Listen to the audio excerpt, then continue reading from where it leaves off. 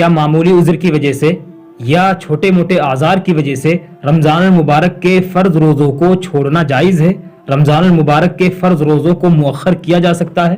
جواب: اکثر یہ دیکھا گیا ہے کہ چند لوگ رمضان المبارک کے اندر چھوٹے چھوٹے معمولی عذروں کی وجہ سے فرض روزوں کو ترک کر دیتے ہیں، فرض روزوں کو چھوڑ دیتے ہیں۔ یہ بہت بڑا گناہ ہے۔ قطعاً اس کی اجازت نہیں ہے کہ بغیر کسی شرعی عذر کے رمضان المبارک کے روزے کو مؤخر کیا جائے، رمضان المبارک کے روزے کو چھوڑ دیا جائے۔